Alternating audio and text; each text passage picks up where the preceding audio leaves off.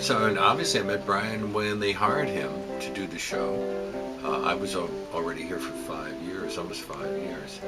And I was really relieved that Brian came in to do a show, because he was taking some of the things that were just overwhelming me off my hands, and we wound up kind of like splitting the responsibilities. And I was very pleased that he was so great at it. Brian and I just carved out our little areas, and eventually the station came to appreciate it. And with new regimes, of course, they came to appreciate it more.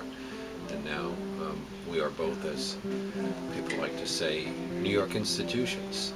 Congratulations, Brian. It's wonderful having been able to work with you all these years.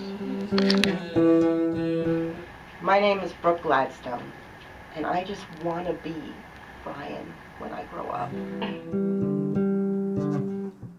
John Hockenberry. What's his name? Yeah, I know. He's on the radio. Brian Lehrer. Brian Lehrer. Yeah. No, I met Brian. I've known Brian actually. I mean, I never see him around here because we work crazy hours. But I've known Brian since the mid '80s, where I used to see him at Central Park, and we'd argue about various kinds of stories. And he always just impressed me as the most wonkish policy wonk I'd ever met. And I said to myself back in the 80s, that guy's going nowhere. And you know how that turned out.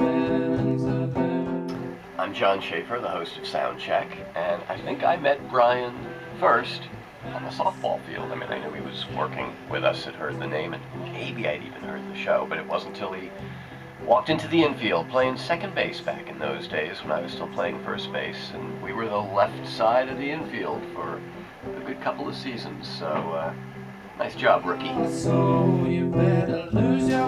Susan Green, secretary for WNYC at the front desk. I'm the first person that you come to see when you come to WNYC. Well, Brian Lehrer is a pleasant person. It's just wonderful just to hear his voice in person and on the radio. He is such a sweet person.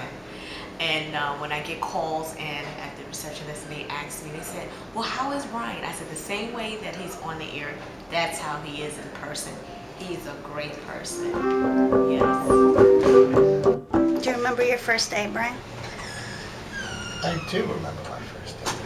I was a lot more nervous than I am today.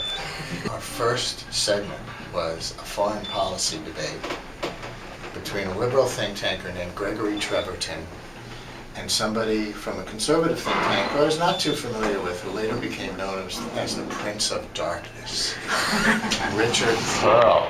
No. Designed the Iraq War.